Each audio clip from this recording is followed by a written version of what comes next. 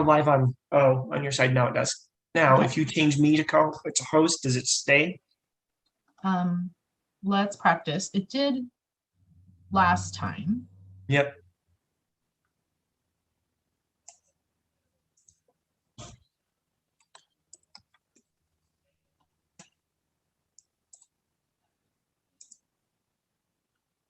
Sorry, I opened up the recording, the live stream, because there's a little delay.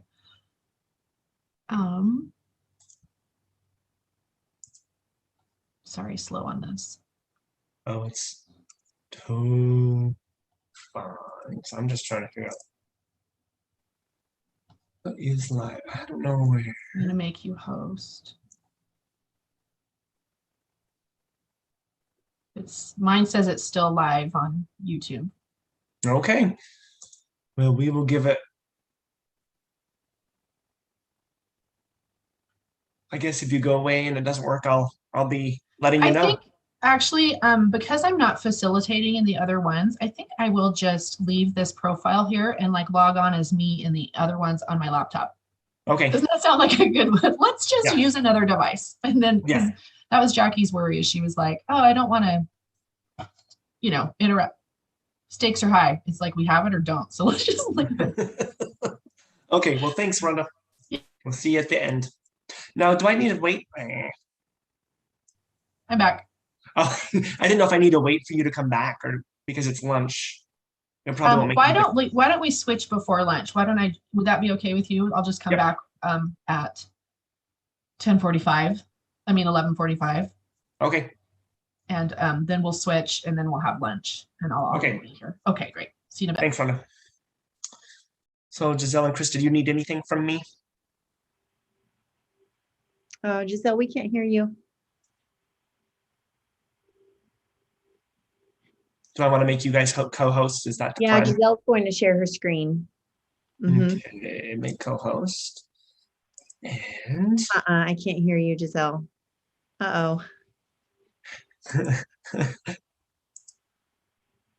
Welcome to the virtual world. You just never know. Click that little up arrow on your microphone button where you've got your right microphone selected. I think she had to switch speakers a little bit ago to be able to hear. I was having a very similar problem. Hi, Gwen. Hi, Christa.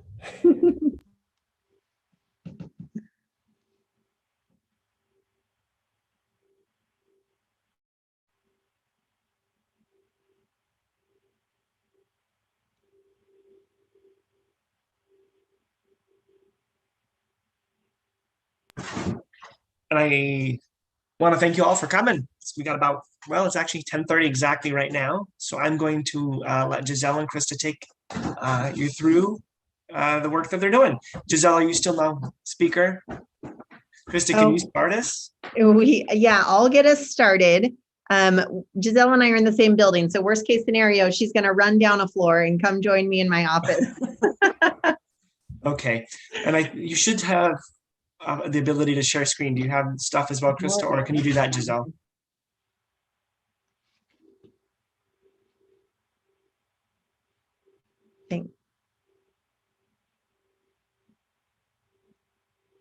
Giselle, do you want me to go ahead and share my screen? Okay. Here we go.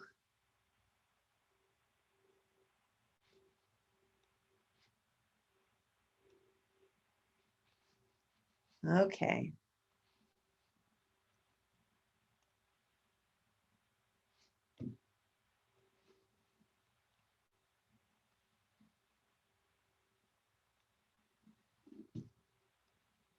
Can everybody see that? Are we good? Awesome. Okay.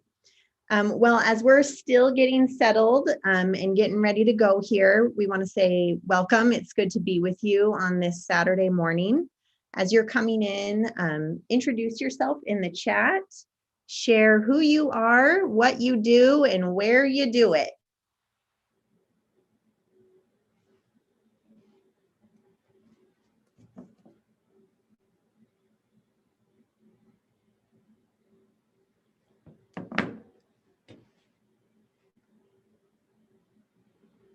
Is it raining in Pocatello, Scott?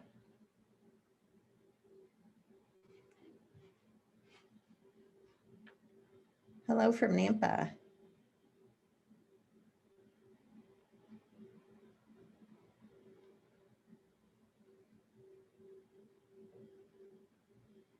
Welcome. I'm just gonna open my door. No, hi. My God, Come it's a on new in. computer. I know. I know. Hey, Krista, can you make Yep. me co-host or host? Because I don't have any controls now all of a sudden. Oh, great. We're really good at this today. Let's see.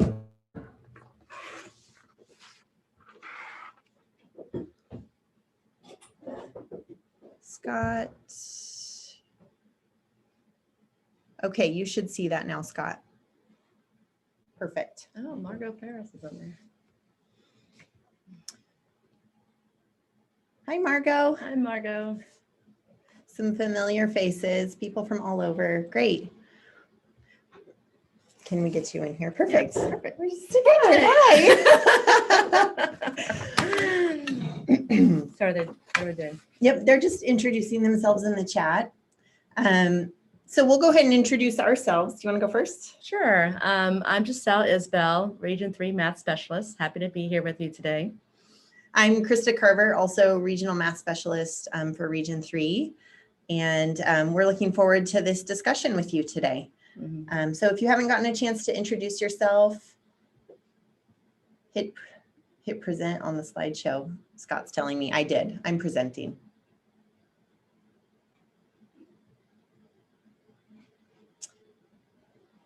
I will stop share and reshare. I am in present mode. We'll do it again.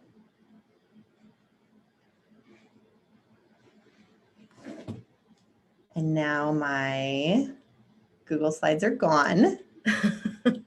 This is so great. All right. Thank you for everyone's patience and flexibility here. Let's try this again.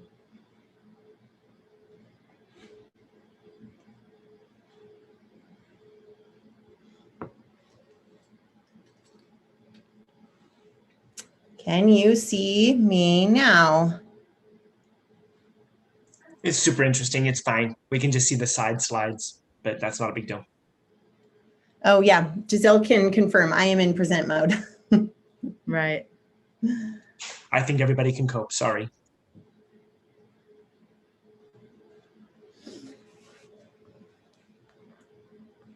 Okay, Well- so there we go. So we're going to start with a quick check-in, and this is a chance for you to reflect for yourselves about what you know about learning targets and what you do with learning targets. So on a scale of never to always, think about the following practices and how frequently you do them in your classrooms. We have a survey that we're going to put in the chat. It's also linked on these slides if you have access to it. And we're going to give you about 3 minutes to do that for yourselves. It's not showing us your next slide. So if you can give me control real quick, I can see if I can fix that. Okay. I don't know what to tell you, Scott. Open system. We do this online all the time and we don't ever have these problems.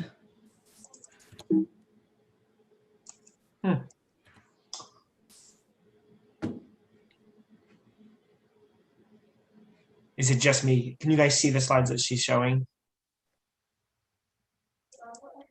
No, we can see the No. whole deck, but Hold that.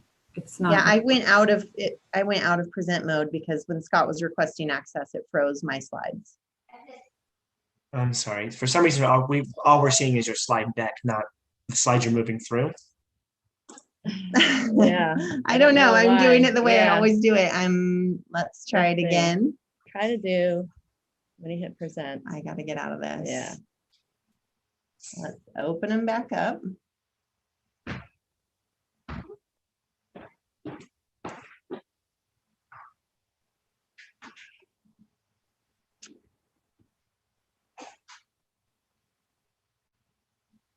And I'm going to share Share again. Did you screen. guys all see the link to that survey in the chat? You can go ahead and get started on that while we I tweak this. clicked it and it says that I need permission.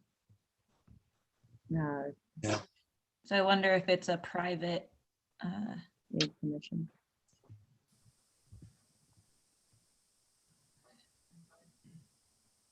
Can you?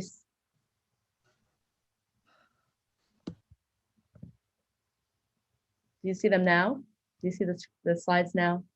yeah, they're just still in the, like we can see Okay. the deck. And Okay. when I click present Present. mode, what do you see? The present next to share at the top, When I'm in present mode, now what do you see? still the deck. But do you I mean, see the quick check-in slide? We've switched to the second slide. just still the first No. one, cover slide. This has got to be something with the format of the conference Zoom, Scott. I don't really know. I've never had this problem before. It's just Zoom. So the only thing I can think is that when you hit share screen and it shows which screen you're clicking, are you clicking it into the presented one? Yes, I'm doing it the way I always do this. Yeah, very odd. Maybe hit share screen and hit the Google Chrome. Yeah, this is the one. Yeah. Yeah, that's it. Okay, well, if you can see these, I'm just I going can to see see the right quick here. check-in now. Yeah, that worked. Yeah, I'm not, I unfortunately, I will not be entering present mode for this because that seems to be when we lose it. So we're just going to stay right here and let's try to grab that survey link one more time.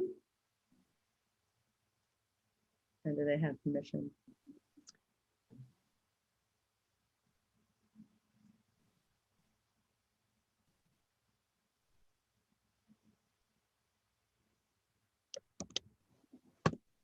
Try that one. Go back and check permissions on the That should be fine. Bill says you need permission.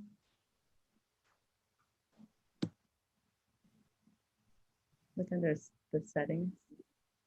It's a setting to allow people outside or like you have to uncheck the restrict to your organization box in the settings of the Google form. All right, try it now. It works. Yay. Perfect. We Yay. did it. Okay. We're just a little behind time now. Thanks for persevering though. Good job. So take a few minutes to fill out the survey just to see where you are with learning targets. And what time do we have? 10:40. 10:40. We're not that far Not behind. that far behind. I'm afraid to.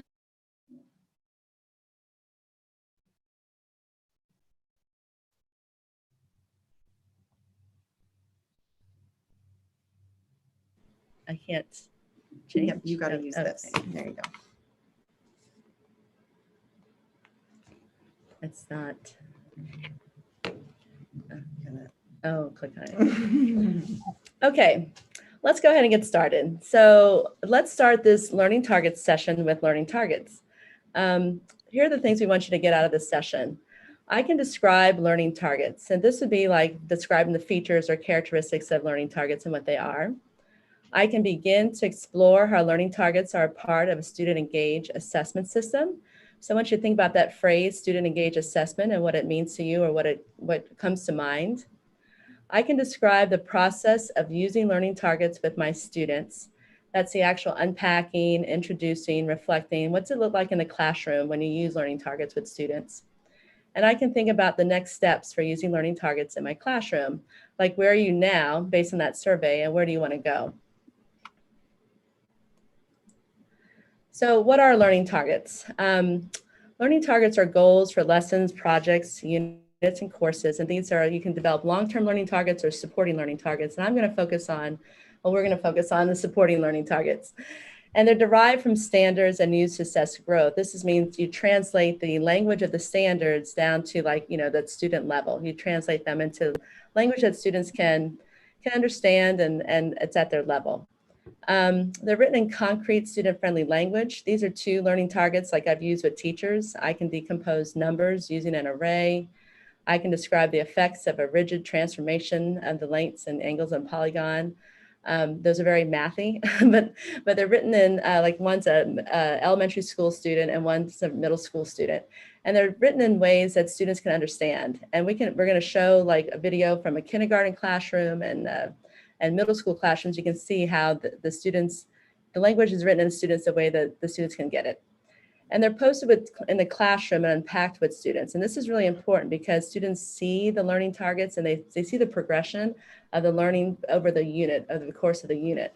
And they can remind themselves of where they're going and where they've been. And they're tracked by teachers and students to monitor and assess learning. We'll speak more to this later in the session. But after this, does everybody have a shared understanding about like what are learning targets? And do you have like in your mind, like what is it we're talking about? Okay.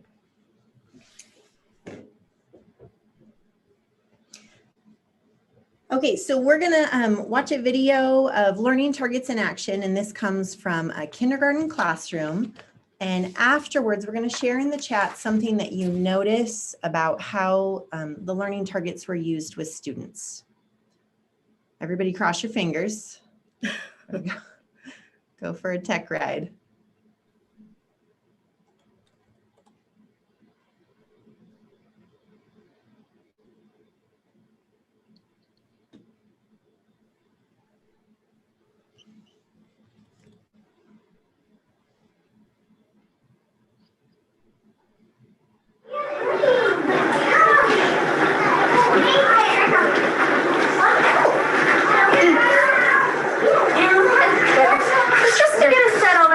Share a couple pages from a book that has something to do with our writing targets today. Our writing targets. First one up here says I can name the 3 main parts of a letter. In your head, see if you can name them to yourself quietly. Our second target is I can explain the purpose or the reason why we sent the letter. So this book is, our expedition is about insects, and recently our best bugs passed away, and the kids were really sad about that. And so the best bug company agreed to send replacement bugs, and it gave us a real reason to need to know how to write a thoughtful thank you letter. And so the kids are in the process of writing those letters now.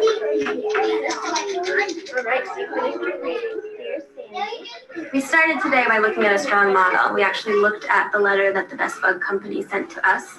We identified the 3 parts on that letter. Good work. And our last part, Gabe, would you find the and decided that we would also write letters including those 3 parts. And our purpose today was to send them a thank you for replacing the best bugs that had died in our classroom. Cooper say it can ask a question. Did that letter ask us any questions? No. What do you think, Enzo? It sends some love, maybe? Well, it sends some love. Definitely. So they went to do their independent practice, keeping those purposes in mind, and then came back for debrief, where we assessed how far they had gotten writing their letters, and also used the exit ticket to see if they were able to identify the 3 main parts of a letter. Who can remind the crew of what our 2 targets were today when we sat down for Writer's Workshop? Isabel, can you tell me one of them? I can name 3 main parts of a letter. I can name the 3 main parts of a letter. Right. What was our second target? Alex? I can explain the purpose of sending a letter. I can explain the purpose of sending a letter. So our exit ticket today, and we've done these before, is going to ask you again to really think about what those 3 main parts are of a letter. When thinking about building learning targets, I try to make them so that they're not very text heavy, so that kids can navigate them easily, and that they focus on one aspect of quality at a time. By the end of the workshop, kids know what they know, and I know what they know. Oh yeah, I found them. The kids sat down in circle, and they were able to self-assess whether or not they met the first target.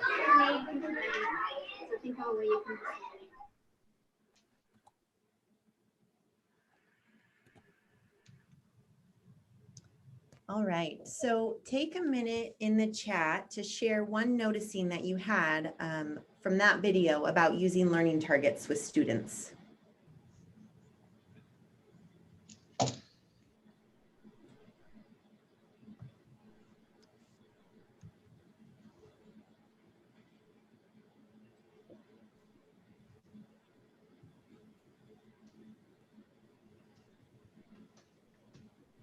They were all engaged, revisiting them.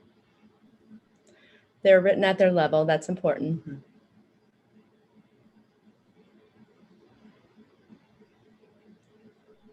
They were able to state the learning target again.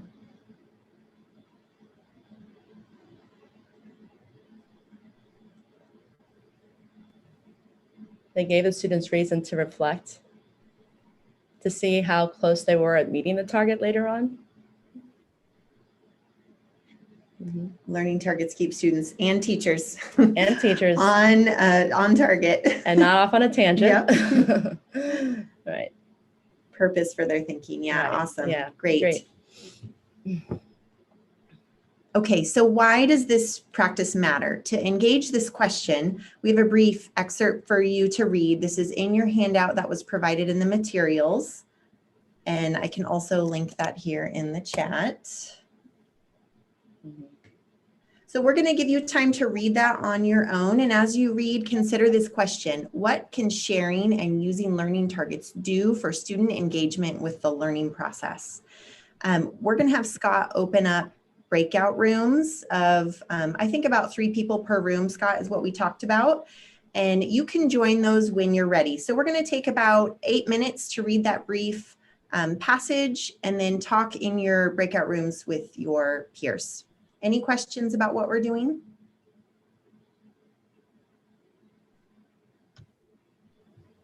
Okay, well, we're here if you have any questions. Hopefully you can all access that reading and you see your invite to your breakout rooms from Scott.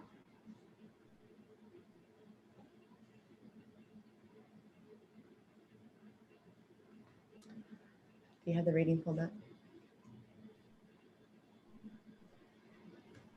I'm just curious. To the handout. Right.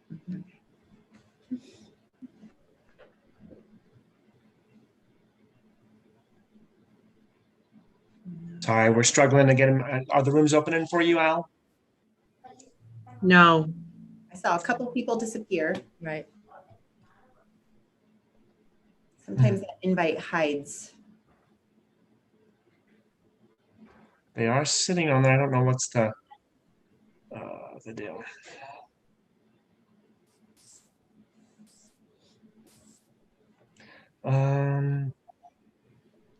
Says some of people haven't joined. I'll move people into other rooms. That's okay, Scott. They might wait to join until they're finished reading. Okay. So it ended up with 3 rooms is what it looks like. Is that fair? Is that enough, or I can rearrange?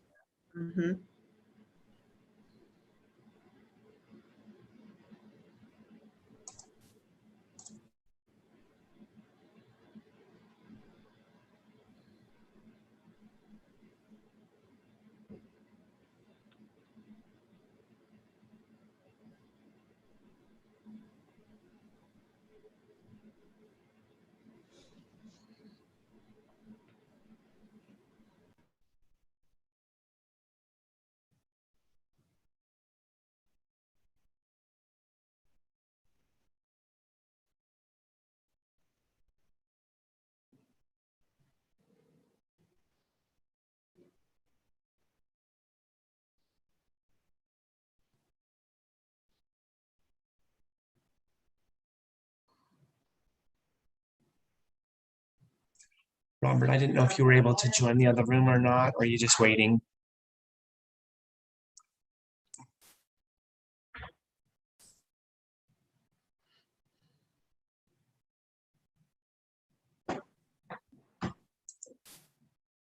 Okay.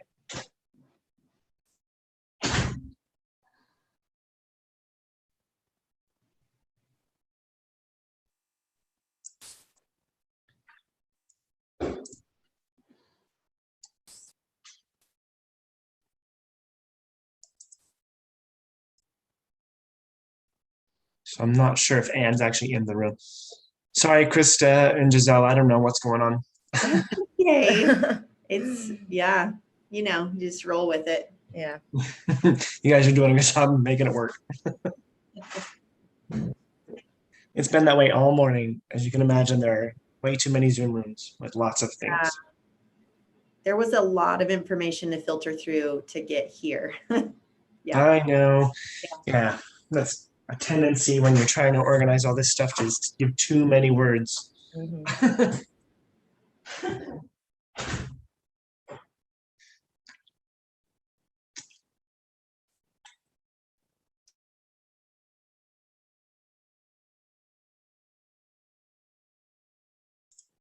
Do you want to look into any of the rooms? I can put you in any if you want.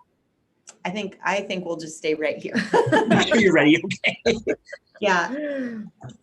It's really odd. So when you hit share screen, it won't let you put it into present mode.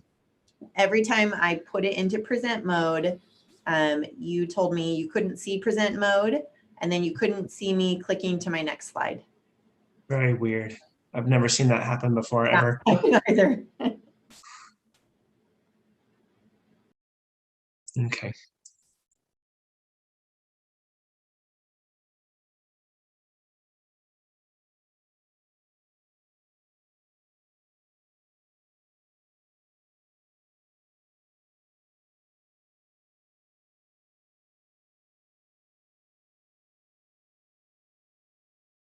Oh, here's the other thing. I don't know how long that room was set up for.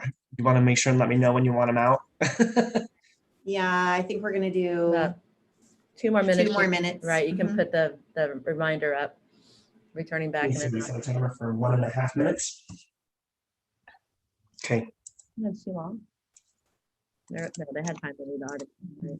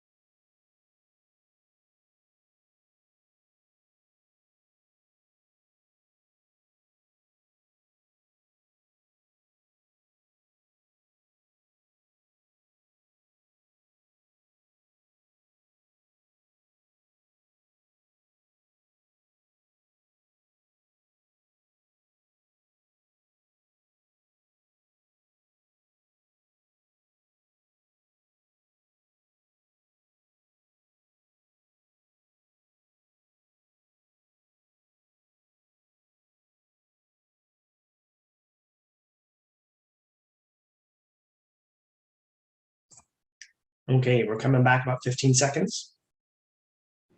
Perfect.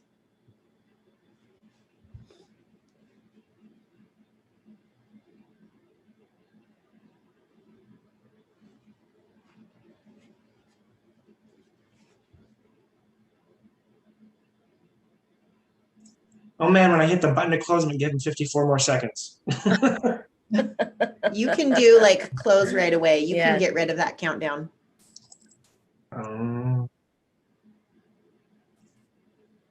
That'd be cool, wouldn't it? It's not actually letting me jump ahead.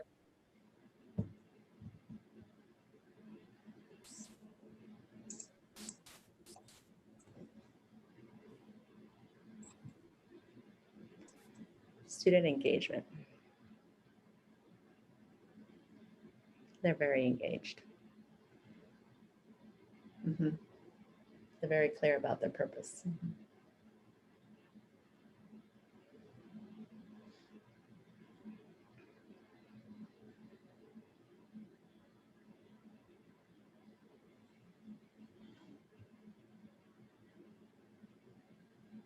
Here they come. Yay. Great. We did it. We made it. Phew. Awesome. Well, if one group could share a good point of conversation that you had or an important takeaway that came from your discussions, we would appreciate that.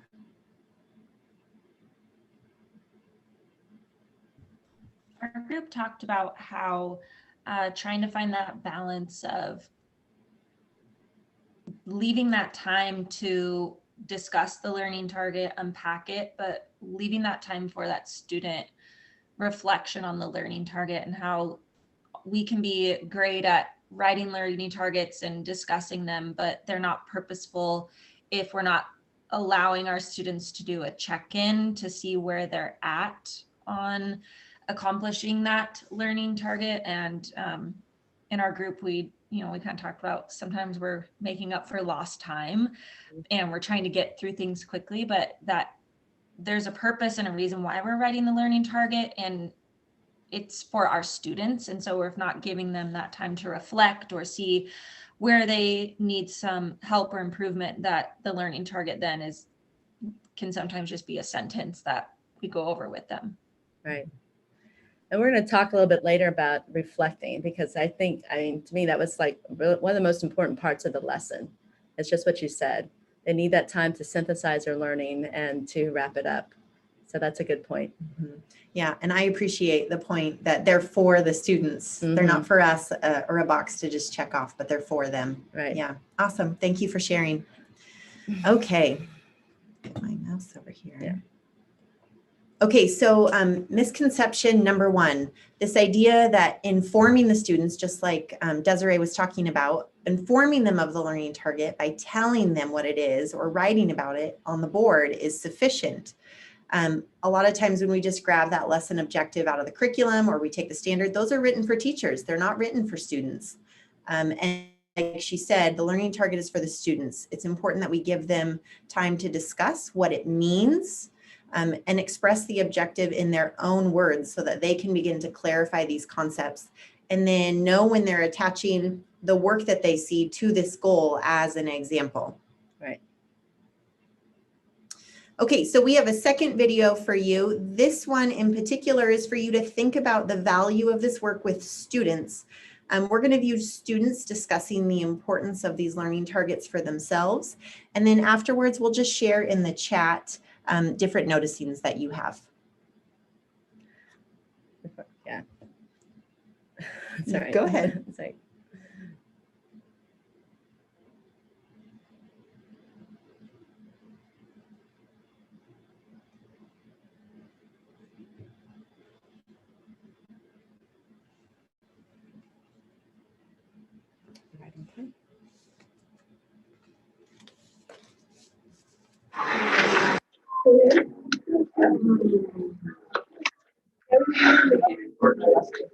All right, so we're going to get started. Deja, will you read our learning target for us today? I can group ideas together within my body paragraph to best support my thesis. All right, so at this point, we've done a lot of work. When we go into the classroom, usually the first thing that we see for the day is our learning targets. The learning targets aren't really just there. The teachers usually make sure that everyone understands what's going on before they dive into the learning. And what I'd like to just know, what are some things that you're noticing right now? A lot of times the teacher will take time in the beginning of class to break down the learning targets so we know what we're trying to go for, and it gives kind of a purpose. I'd love you to have a conversation with the folks in your group about what you remember. You can actually pull those pieces out. What were some of the things that were included in a body paragraph? It sort of consists of like a core RDF or like a point or statement. Or like about the book. There's a lot of peer sharing and talking with the people at your table. And so you can kind of bounce ideas off of the people that you're sitting with to see if they maybe have a better understanding of it than you do. I think once you set them up in the intro paragraph, your body paragraph is where you're like getting everything they need to understand. I know personally what the teacher wants me to learn after she's explained the learning target at the beginning of class, but also I've asked any questions and clarifying questions as to what I need to know. When you first get a learning target, a lot of people will kind of be unsure about what that really means. And that's where the self-assessment comes in, like the fist of 5, the thumb. So, and actually, I think it's really important for the teacher to see that too, to kind of assess for themselves, okay, so where do I really need to address with this group of students? Do they really get it? So thumbs up, thumbs down. If you guys feel like that part is, Are they not really getting it at all? Then the teacher can feel confident they've got this target. They really know what to do. They really know where they're going with it. And then, you know, when there's some students that are kind of this way, they can kind of assess, okay, this student's going to need some more help. And I think that really goes back to the whole topic of what Odyssey is really about, is making sure that all students succeed and that all students are doing well, and that it's no student is falling short while the rest are moving ahead. awesome. So you remember in the beginning of the class when I said when you work on organization as a bonus? I know when I understand a learning target, when I feel like the confidence I can say that I can do whatever the learning target says, because a learning target isn't necessarily just like a purpose of what you're learning about. It's also a statement. So I think that once you do understand, I think it's the confidence that you can present it in through a project or whatever the teacher is asking you to do. I can see myself doing a project or doing something that goes along with the learning target. You can see yourself producing something or having a project that is going to capture that target. Not just some students know what we're being asked to learn about. All students understand the concept. And I think that's a concept that is very great, because if students don't really understand the concept of what they're trying to learn, then there's no way they can really succeed if they don't know what their purpose is. You always know what you're doing, and you're very rarely confused about things. And then here's the evidence of how and I think that's like a lot of kudos to the teachers, because they do take the time to explain everything at the beginning of class. And they also take the time to explain anything that you have questions about individually or with the whole class, so the whole class can get what you're trying to get.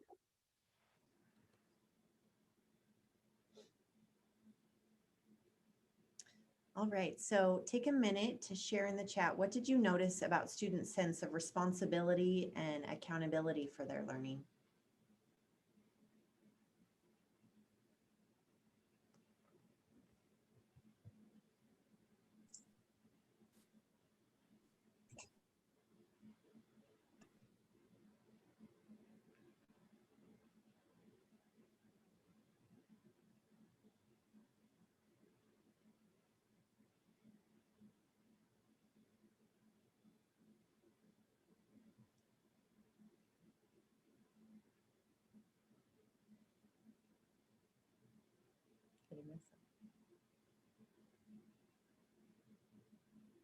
An active voice.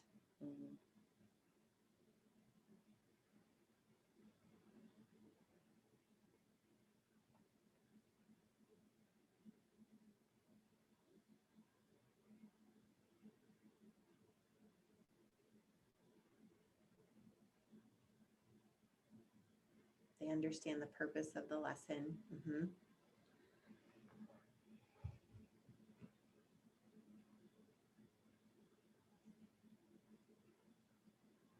Their student ownership. I think that comes out really important in this video. You can see how this is a part of the school culture, that these students start with targets in kindergarten through second grade, third grade, and it becomes part of their learning. They become real partners in the learning process.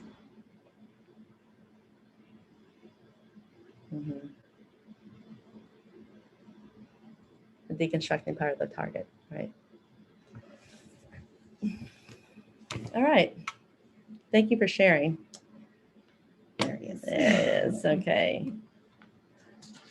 Next, we're going to talk about the learning process, like how to use targets in your classroom. And I think that's where you mentioned how you can introduce them and unpack them, but then how do you reflect on them? So we're going to talk about all those parts of the process. So let's begin with introducing the targets. And think about like what option do you rather do? Like, do you do option A or option B? Like, when do you introduce learning targets? Option A, I introduce learning targets at the beginning of a lesson before the students do a task. Or option B, I give students time to grapple with a problem or a prompt, and then I reveal the learning targets. Why don't you go ahead and choose an option that you think might be the right time to introduce learning targets? And you can put it in the chat. Option A or option B.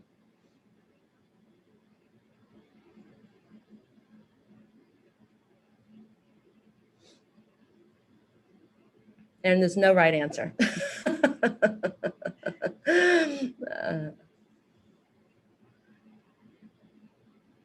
I see both, or depends on the lesson. Option A or option B. Mhm. Yeah. Yeah, there's really no right time to introduce a learning target. It really depends on the purpose of your lesson, what you want to work on for that day. Sometimes they're shared at the start of the lesson, like it depends on what you're learning, what your goal is. And you can start off the lesson with a learning target, and the teachers read the targets. Students can restate them to a classmate, and they can discuss what they mean in a small group. Students might wish to critique or revise them. Sometimes they might change the words in them. They might want to clarify some words. And that gets a little more into the unpacking, which we'll talk about next. And sometimes teachers may wait to reveal the targets after engaging students with a new discovery or emerging ideas, or like a math grapple or a reasoning task in math. It just depends on what you want to do. So we can do both. We can do either we start with the target, or we can wait a little while until after they had some time to explore a concept. How do I unpack a learning target? And this is important. Unpacking a target, which is what I kind of tried to model for you at the beginning of the session when I went through the targets and I really clarified like the language, and if we had time, I'd have you discuss and share. But you want to unpack a target by looking at the domain specific and academic vocabulary in the learning target. You want to make sure that students can clarify and understand what words are mentioned in the target. And it's okay if they don't understand all the words in the target, right? Because you're kind of like piquing their interest, and you're like activating their schema for like what's to come.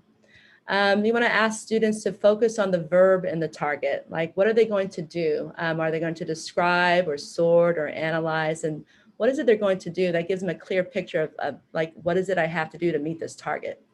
And you're going to explain to students how they'll show that they've mastered the target, whether through classwork or an assessment for learning at the end of the lesson. This is that success criteria. You'll tell the students, like, we know we've met this target when, and then you can explain what it means to meet the target. And so that gives students a real clear picture. But again, they might not know all the words, but by throughout the lesson and by the end of the lesson, they should have more of a meaning for them. Okay, any questions about this? Okay. So we're going to watch a video about students unpacking a learning target and discussing academic vocabulary. And this is a teacher, a middle school teacher who spends a little bit of time on unpacking this learning target.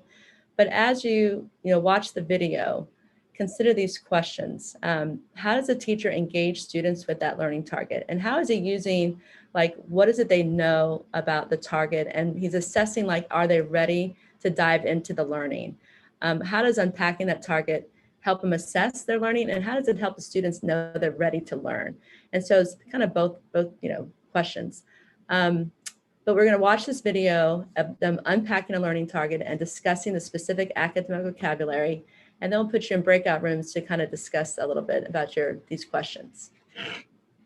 Are you ready?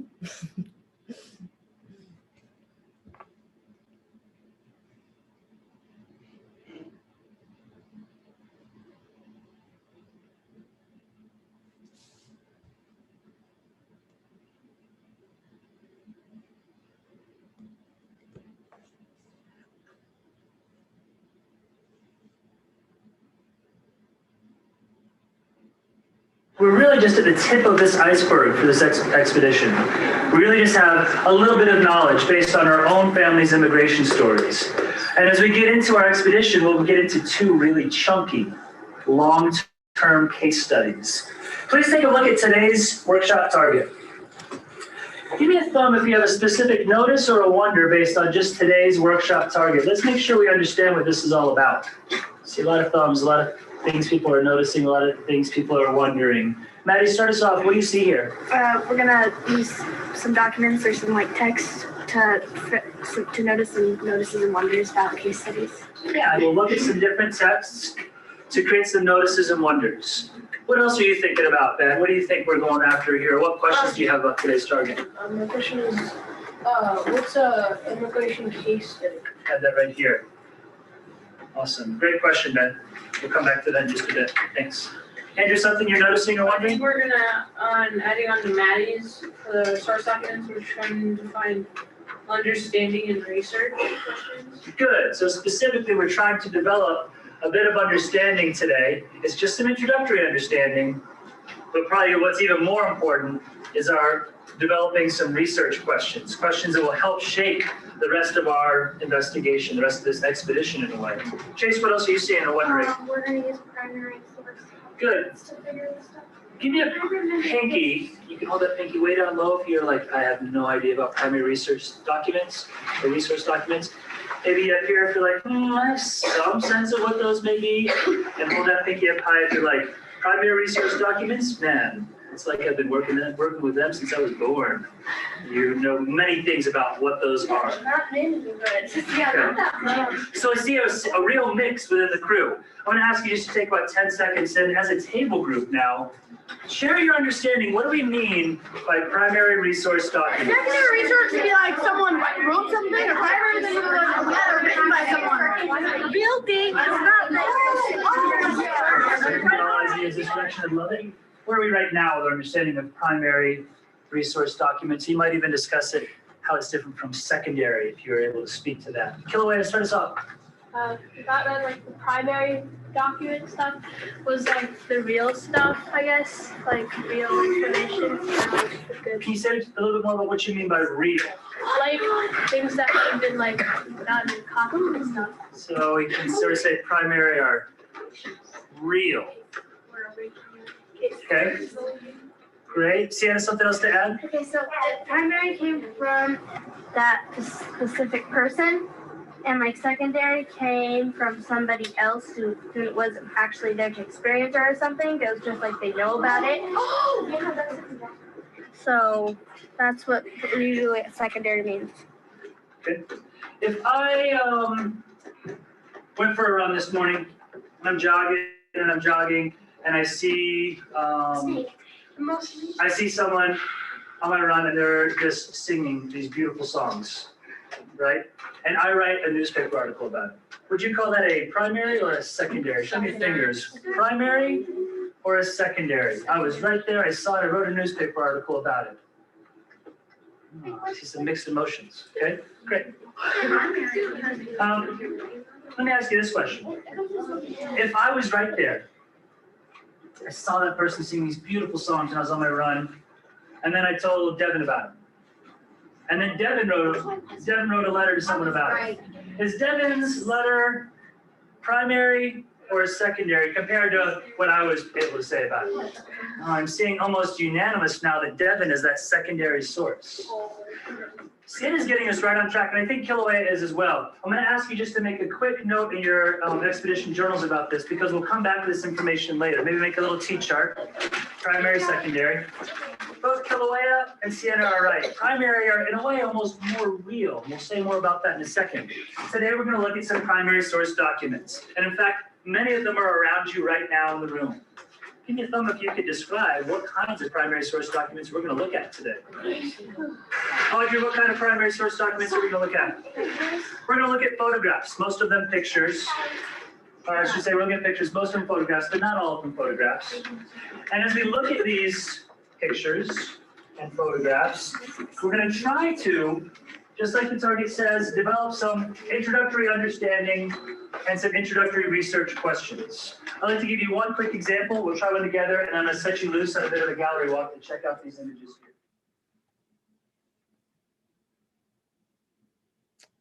So now, after watching the video, think again about how the teacher engages students and how do they assess their readiness to learn.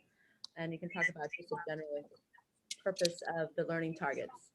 We're going to go into breakout rooms for about 5 minutes, and then we'll ask maybe a group to share their learning afterwards.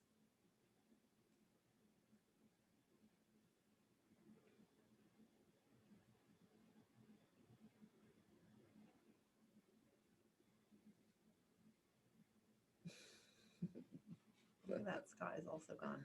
Scott's also gone. Good. That's good.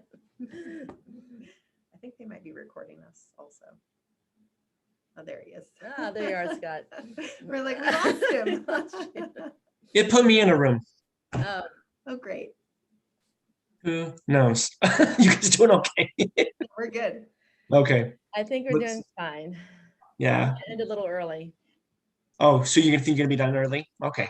I don't know. We might. We probably have more time to talk. Mm-hmm. Yeah. Maybe more time to talk. A couple shares. Yeah, a couple shares. And we can talk a little bit more about that chart, actually. Yeah. Mhm.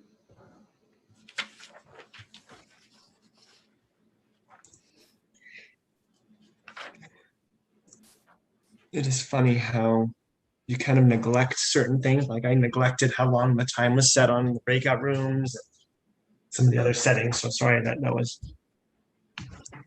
That's fine. It's worked out, but it's just been an interesting adventure. Yes. All of it has been an interesting, to say the least.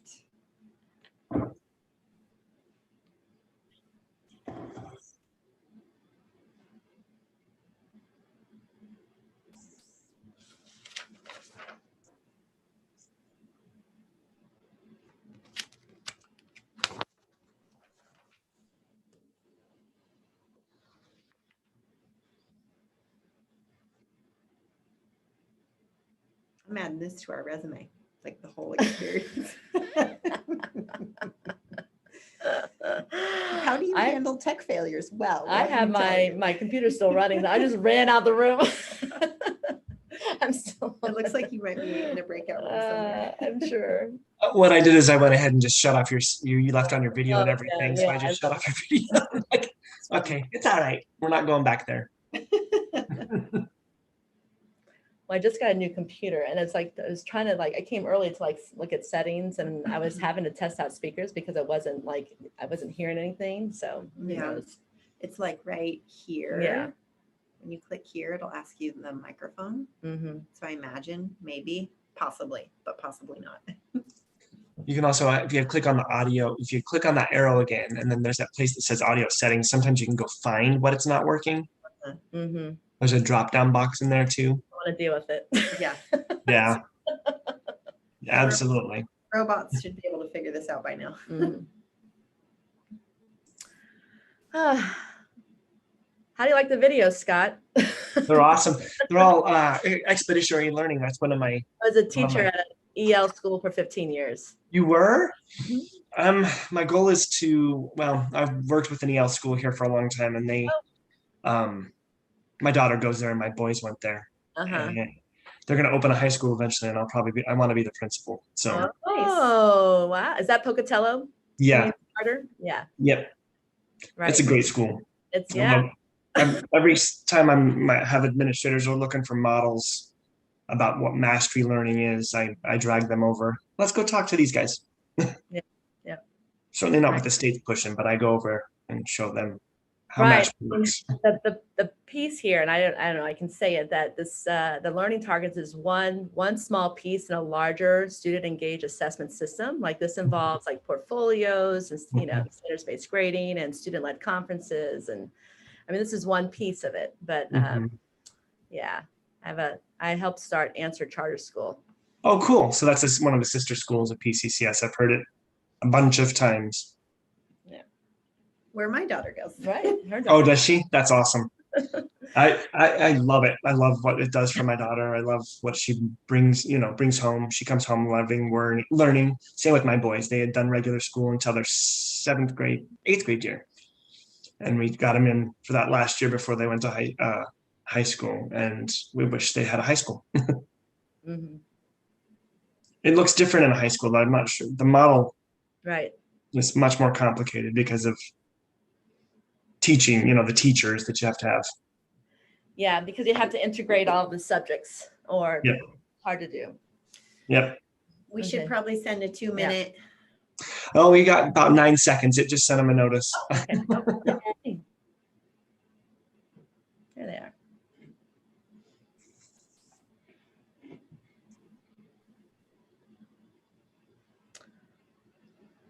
Okay, it looks like everybody's coming back. would there be a group who's willing to share a main takeaway about the unpacking a learning target or anything else about learning targets that you're learning along this way?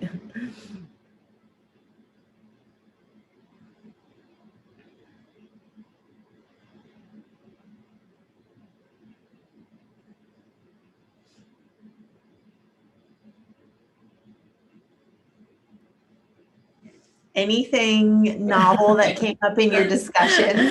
Yes, Gwen? I guess one thing we talked about was just how much time he really took to take apart that particular learning target. And we were sort of wondering, how does that look or change on a day-to-day basis? That this seems maybe like the beginning of a unit where you're really unpacking everything and getting a sense of where you're going with students. Mm-hmm. And that might look after a couple of days after you've kind of established what the unit's about. Right. Yeah, good point. Anything else to share? It's allowing students to just explore before they get going into detail. Right. Yeah, I think it's really worth mentioning. It's good to take the time to unpack, whether that's 5 minutes as in this video, or if it's 1 or 2 minutes, but just to give students a clear picture about what is it they have to do, what words make sense to them, where are they going, because it kind of sets the tone of the lesson of the day and where they're headed. So that's a good example of unpacking a learning target. Okay. So here's the last question. After you've introduced the targets, you've unpacked them, and you kind of throughout the lesson would refer to them as well. And then you get to the end of the lesson, and we know we're rushing towards that, the bell, and it's time to go, and it's we have to wrap up, and we don't think there's time to do this. But I really think this is the most important part of using learning targets, because it gives students the time and space to synthesize their learning and to make sense of what they just experienced. So it's a process what they just experienced. And so often as teachers, and I'm guilty of doing it, that we just okay, we're done, here, do an exit ticket, let's go. But this is really important to do. And I think it's because if we're truly engaging students to be partners in this process with learning targets, we're asking them, how did you do in today's lesson? What's still confusing for you, or where are you in meeting the learning target? And this is showing how they're showing the students that they're partners in the process, that they really have ownership of these learning targets. And so I think it's really important to do this reflection at the end with students.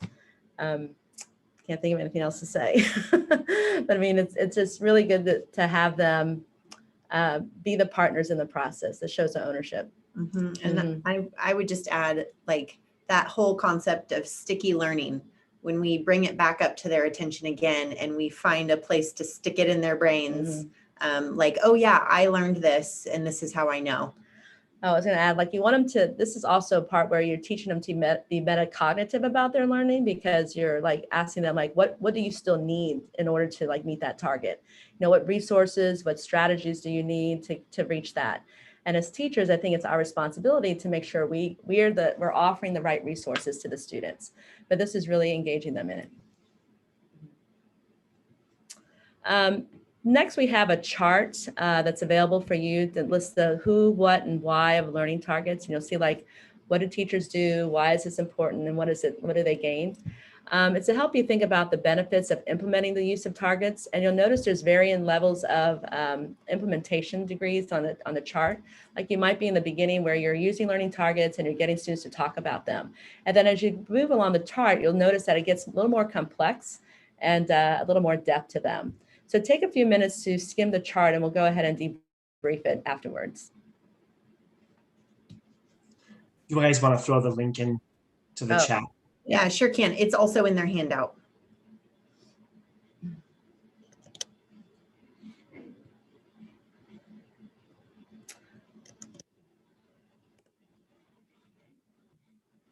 Is that the Google form?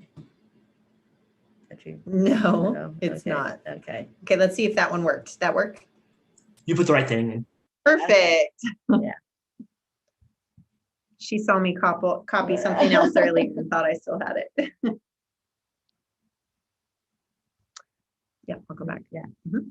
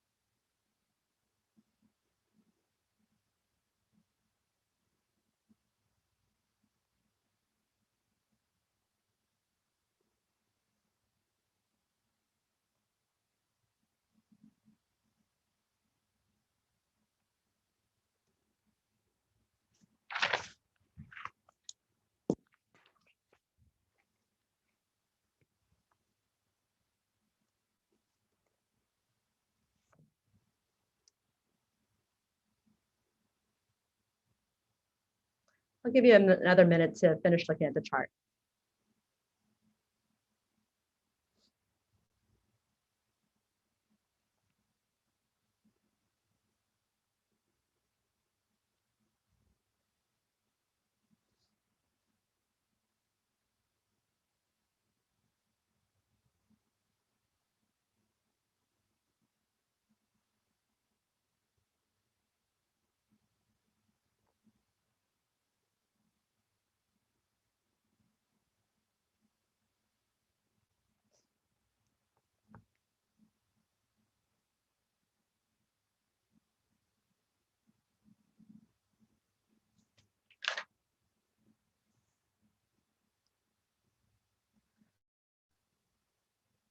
So I hope that chart was helpful for you as you saw like the different, where you can implement learning targets. I'm curious if anybody has anything they'd like to share from it. For example, did you think of like instituting character learning targets as well as academic learning targets? Or is there anything you saw in there that intrigued you more?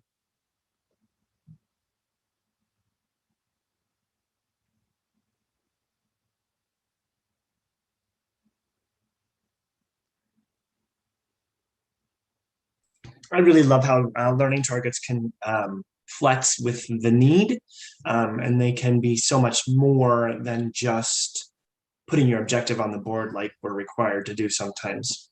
It can focus, it can serve as like an anticipatory thing, build background knowledge. It can help students raise their self-efficacy, their belief in their own learning because they've met their target. Mm-hmm. Right. Yeah, and I was sharing with Scott earlier that this is like one small part of a student engaged assessment system, that this is actually leads into that larger idea about having students as part of that process of whether it's student-led conferences, it's portfolios, it's, the standards-based grading movement is part of that, and it's really involving them in the process of learning. Robert, do you have anything to share? I'm sorry. I kind of like the idea of, that the verb changes based on teacher speak versus student speak, craft versus engage, and it kind of clarified, everybody has a different task. Mm-hmm. Mm-hmm. Yeah, I see some people putting in chat about character learning targets as well. Yeah, and that's something, you can you can layer in a character learning target with an academic learning target, and you can choose the character traits of your school. I mean, a lot of schools have characters, learning targets, habits of work, and then you layer that into like, I can participate, respectfully in a learning discussion, or for example, that's a target.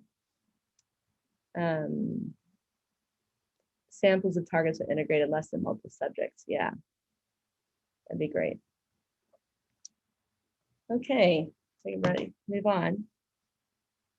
Next steps to get you started. I don't know, like maybe you're using learning targets in your classroom, you're already, have them on the wall, you're unpacking with students, but maybe you can find from that chart like a next place to go.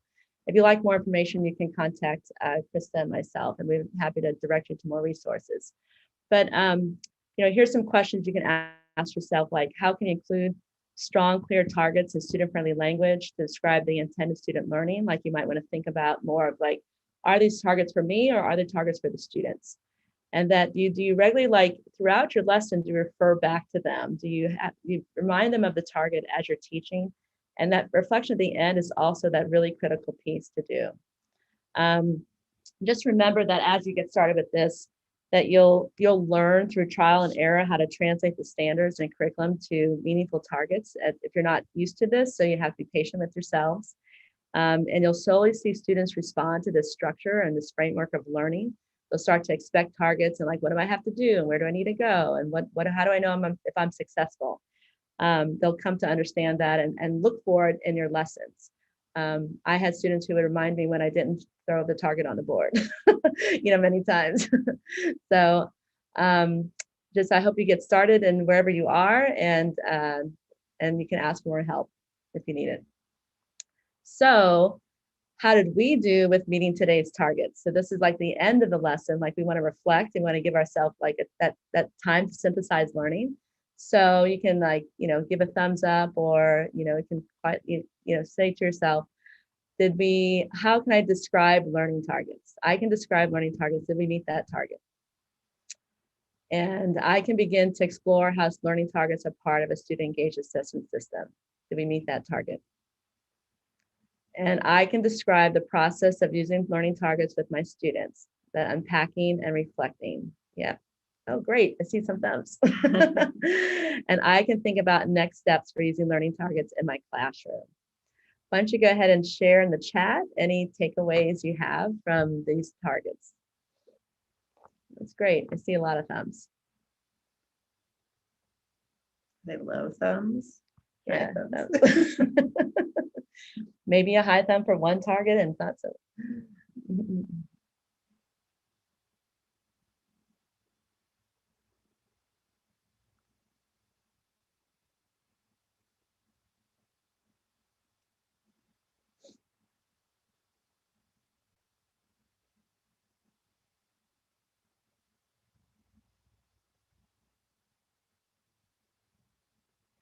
Okay.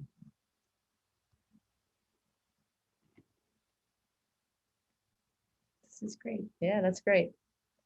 Really nice takeaways. Yeah. Engaging students in learning process. Yep. We want to see students as partners in the learning process. That's really what it's all about, right? A student-centered classroom puts students front and center, and we as teachers are there to nurture and guide them, and we make the decisions in the background, but the students really are they own that learning process. And I think that's what it means to be truly student-centered classroom and teaching. So yeah, school culture is important as well. But even if you don't have a school culture on board, I think it's, we can get started in our classroom, and maybe you can inspire teachers to get on the same page with you.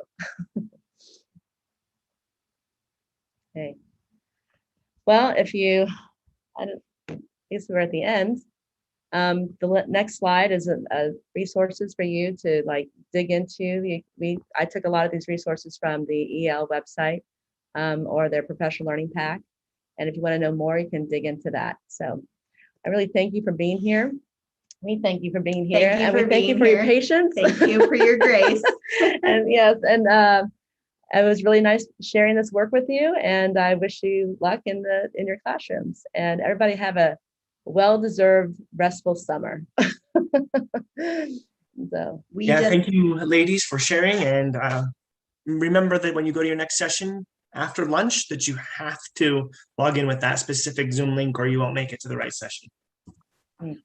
We just shared a quick, brief little survey to help us reflect on our own teaching with learning targets. So if you wouldn't mind answering those couple of questions, we'd really appreciate that. Yeah. Margot, it's nice seeing you. It's been too long. I know.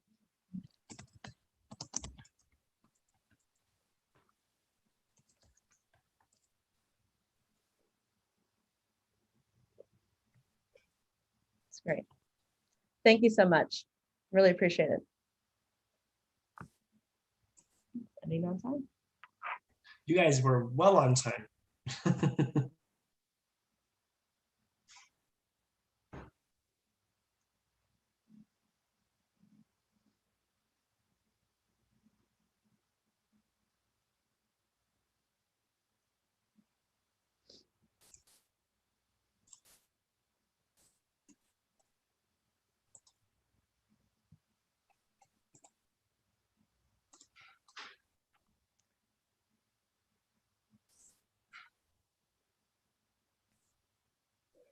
Okay, so that's the rest of our links or our accounts that are in.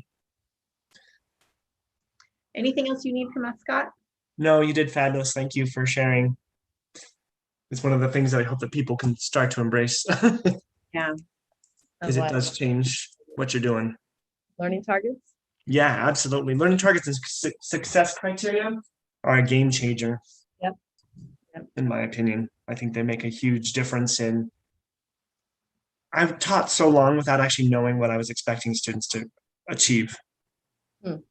We just do lessons and we do things, but we don't really have like, what does it look like when they achieve that thing?